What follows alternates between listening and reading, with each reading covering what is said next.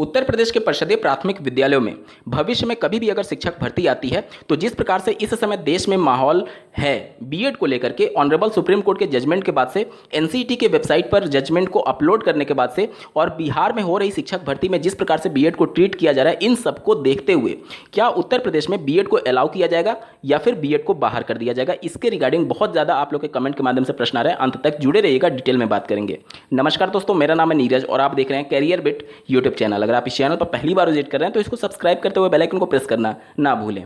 इन सब में जो रेगुलेटरी बॉडी है एनसीईटी, उसका पक्ष सबसे ज़्यादा महत्वपूर्ण है।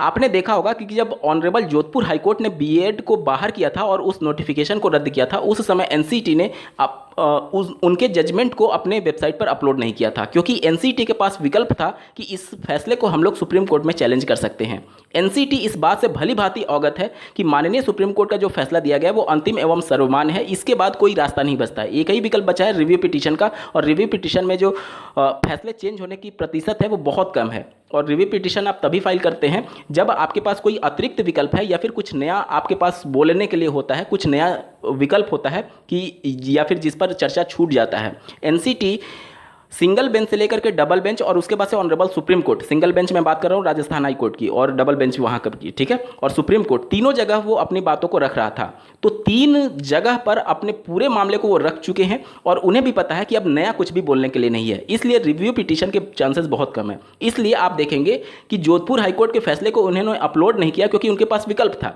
अब चूंकि ऑनरेबल सुप्रीम कोर्ट के फैसले के बाद कोई विकल्प नहीं बचा, इसलिए इन्होंने अपने वेबसाइट पर उस जजमेंट को अपलोड कर दिया है। तो अभी तक के हिसाब से एनसीईटी ऑनरेबल सुप्रीम कोर्ट के जजमेंट के ही हिसाब से आगे बढ़ रही है, यानी एनसीईटी का स्टैंड धीरे धीरे क्लियर हो रहा है। दूसरा, यहां पर जो मांग की जा रही है अध्यादेश की, बीएड को शामिल कराए जाने के संदर्भ में, अध्यादेश बहुत ज़्यादा मुश्किल है और अगर लागू भी हो गया, मतलब इसके संबंध में अध्यादेश लाया भी गया, तो भी रास्ते बहुत कठिन रहेंगे इस को शामिल कराने के संदर्भ में, क्योंकि बहुत कुछ चीज़ें हैं, टेक्निकल पॉइंट है, जिसके रिगार्डिंग एक डेडिकेटेड वीडियो में मैंने बात कर रखी है, जिसका लिंक आपको इस वीडियो के डिस्क्रिप्शन में मिल जाएगा। देखिए दोस्तों, यहाँ पर भावनाओं के आधार पर बह करके कुछ भी कहा जा सकता है, लेकिन ना तो कोर्ट ना तो नियम कानून भावनाओं के बेस पर नहीं चलते हैं, वो सब कुछ नियम कानून एक्ट के बेस पर चलते हैं। इस वजह से आज किसी को सपोर्ट कोई कैंडिडेट कर सकता है, लेकिन वो सपोर्ट पर्सनल लेवल पर हो सकता है, ना कि एक्ट के लेवल पर, ना कि ऑनरेबल सुप्रीम कोर्ट के लेवल पर। ऑनरेबल सुप्रीम कोर्ट जो अपना फैसला देती है कभी भी किसी के इमोशंस को देख करके नहीं देती है। इस वजह से सब कुछ फैक्चुअल तौर पर आपको जानना और समझना बेहद जरूरी है, क्योंकि आप कहीं गलत डायरेक्शन में आगे ना बढ़ रहे हो, ये आप उस फैक्ट के आधार पर समझ सकते हैं, जो कि आप इस वीडियो के डिस्क्रिप्शन में देख सकते हैं, ठीक है। तो इस वीडियो के बाद से आप डिस्क्रिप्शन जरूर चेक कर लीजिएगा कि अध्यादेश में क्या प्रॉब्लम है और क्यों ये बहुत मुश्किल कर देगा आगे बीएड के लिए। इसके बाद से जब अध्यादेश पॉसिबल नहीं है तो राज्य सरकार के पास अपनी शक्तियां हैं समवर्ती सूची में होने की वजह से, लेकिन समवर्ती सूची में है, लेकिन साथ में साथ आपको यह भी ध्यान देना होगा कि समवर्ती सूची में जो भी पॉइंट होता है उसमें अगर केंद्र और राज्य में कॉन्ट्राडिक्शन होता है तो केंद्र का डिसीजन अंतिम एवं सर्वमान्य माना जाएगा। केंद्र की शक्तियां एनसीईटी के पास है, एनसीईटी उनको अलाउ नहीं कर पा रही है क्योंकि ऑनरेबल सुप्रीम कोर्ट ने इसको रद्द कर दिया है। तो उस हिसाब से केंद्र का ये मानना है एक तरीके से एनसीईटी के आधार पर कि बीएड प्राथमिक के लिए पात्र नहीं है। अब राज्य सरकार अगर जबरदस्ती नियम कानून बना करके समवर्ती में होने की वजह से उसको लागू करना चाहे तो केंद्र और राज्य में कॉन्ट्राडिक्शन हो रहा है, इस वजह से केंद्र का कानून माना जाएगा, यानी कि बीएड को अलाउ नहीं किया जा सकता समवर्ती सूची में होने की वजह से, क्योंकि केंद्र का नियम अलग है और राज्य का अलग है और केंद्र का नियम ही अंतिम एवं सर्वोपरि माना जाएगा।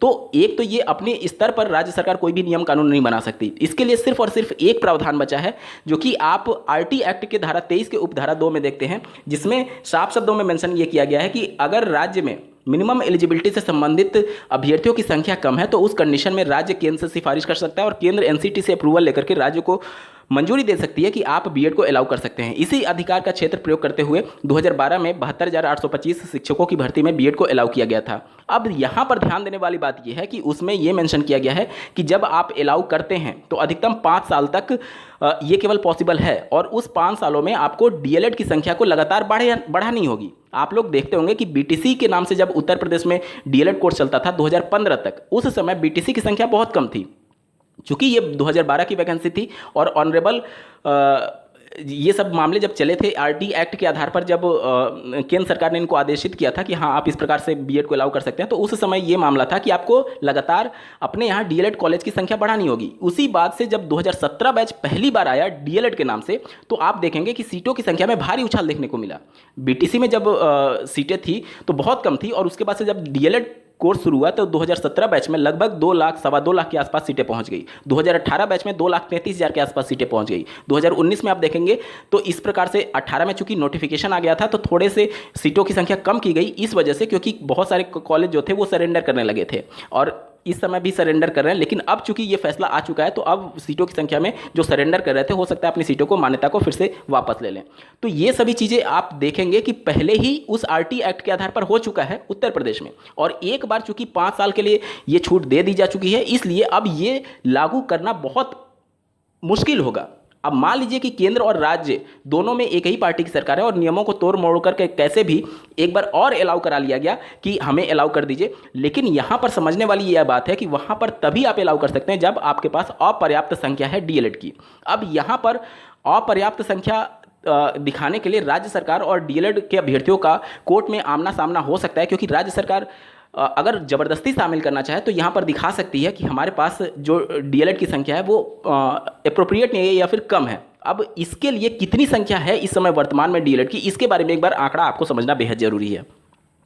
उत्तर प्रदेश में जो पिछली भर्ती हुई थी 69,000 सहायक अध्यापकों की भर्ती, उसका अगर आप आंकड़ा देखेंगे तो डीएलएड अभ्यर्थी की संख्या लगभग उसमें 99,100 के आसपास थी। मोटा मोटी आप 1 लाख मान लीजिए, 1 लाख डीएलएड अभ्यर्थियों की संख्या थी, जिसमें से 38,000 अभ्यर्थी क्वालिफाई करते हैं परीक्षा को 60-65 के अकॉर्डिंग। मैं यहाँ पर सिर्फ क्वालिफाई करने की बात कर रहा हूँ, सिलेक्शन की बात नहीं कर रहा। अब मान लीजिए कि उसमें से 30,000 अभ्यर्थियों का सिलेक्शन हो गया, ठीक है, तो अभी भी 70,000 ऐसे डीएलएड अभ्यर्थी हैं जो कि अचयनित रह गए 69,000 सहायक अध्यापकों की भर्ती में। अब 70,000 वो और उसके बाद से डीएलएड 2017 बैच आता है। डीएलएड 2017 बैच में सीटों की संख्या लगभग 2.25 लाख थी। उस समय तक एनसीटी का नोटिफिकेशन नहीं आया था, तो मोटा मोटी अधिकांश सीटें भर गई थी। 2 ही लाख मान करके चलिए, तो 70,000 वो और 2 लाख ये, 2,70,000 2017 बैच तक हो गया, ठीक है। उसके बाद से 18 बैच की बात करें तो इसमें 1.5 लाख के आसपास सीटें भर गई थी। 2,70,000 में 1.5 लाख को मैं जोड़ देता हूं तो कुल संख्या आ जाती है 4,20,000, यानी 18 बैच तक 4,20,000 डीएलएड अभ्यर्थियों की संख्या हो चुकी है। इसके बाद से 19 बैच आया, 19 बैच में लगभग 1 लाख सीटें भर चुकी थी। 1 लाख इसमें और मैं जोड़ देता हूं तो अब इनकी संख्या पहुंच जाती है 5,20,000 के पास। 19 बैच के बाद डीएलएड 2020 में कोई भी बैच नहीं आया, क्योंकि कोरोना का समय चल रहा था। उस समय राज्य सरकार ने परमिशन नहीं दिया डीएलएड में एडमिशन लेने के लिए, तो डीएलएड 2020 बैच सेशन शून्य कर दिया गया था। 21 बैच में एडमिशन हुआ। 21 बैच में एडमिशन की संख्या की बात करें तो लगभग 90,000 के आसपास एडमिशन हुए थे, ठीक है। तो यहाँ पर मैं 90,000 और जोड़ देता हूँ इसमें।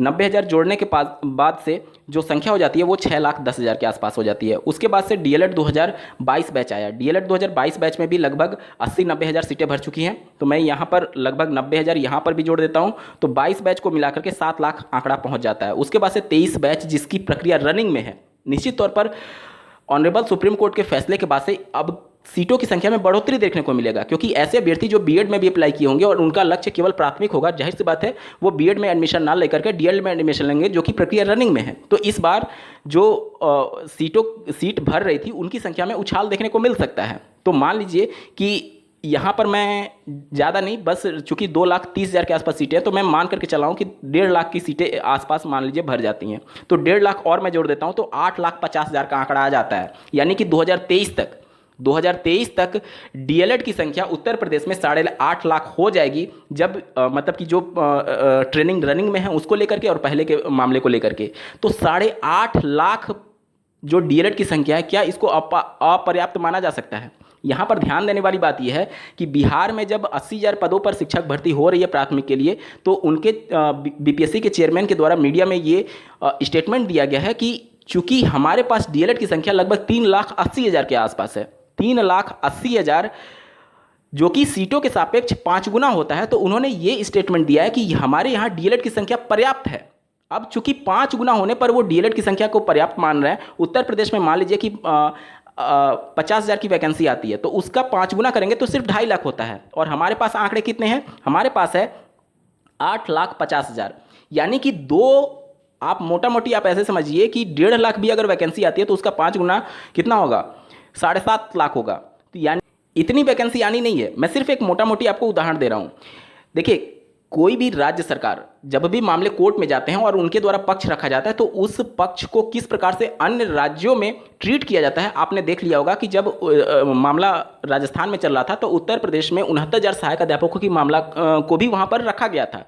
यानी कि अन्य राज्यों में जो भर्तियां कंप्लीट होने लगती हैं वो दूसरी भर्तियों के लिए, अन्य राज्यों के लिए उदाहरण बन जाती है। चूंकि बिहार में जो भर्ती हो रही है वो इस जजमेंट के बाद से पहली भर्ती है जो कि इन गोइंग प्रोसेस में है, रनिंग प्रोसेस में है। इसलिए यहां पर राज्य सरकार, आयोग जिस प्रकार से ट्रीट करेगी, आगे आने वाली भर्तियों में अगर राज्य सरकार अपनी मनमानी करनी चाहेगी तो उस प्रकार के मामले जब कोर्ट में जाएंगे तो इसी प्रकार के आंकड़े को रखे जाएंगे कि बीपीएससी ने 5 गुना अभ्यर्थियों को पर्याप्त बताया था। उस हिसाब से देखेंगे तो उत्तर प्रदेश में भी डीएलएड अभ्यर्थियों की संख्या पूरी तरीके से पर्याप्त है। यानी कि आरटी एक्ट के धारा 23 के उपधारा 2 का प्रयोग पहले ही किया जा चुका है। अपने स्तर पर समवर्ती सूची में शामिल होने के बावजूद भी राज्य सरकार कानून नहीं बना सकती है। अध्यादेश के रास्ते बहुत कठिन है, जिसका लिंक आपको इस वीडियो के डिस्क्रिप्शन में दिया गया है। क्यों कठिन है और क्या मुश्किलें आएंगी इसके बारे में डिटेल में मैंने बात कर रखा है, जरूर देखिएगा। तो इन सबको देखते हुए अब आप खुद फैसला कर सकते हैं कि बीएड आने वाली शिक्षक भर्ती में शामिल होगा अथवा नहीं होगा। मेरा मकसद किसी को भी डीमोटिवेट नहीं करना है, लेकिन अभी जो परिस्थितियां चल रही हैं उसके हिसाब से क्या कुछ आगे हो सकता है इसके बारे में सिर्फ मैंने आपको कम्युनिकेट करने की कोशिश की है, आप लोग के लगातार आ रहे प्रश्नों के आधार पर। इस वीडियो को देखने के लिए आपका बहुत बहुत धन्यवाद। भगवान करे आपका दिन शुभ हो।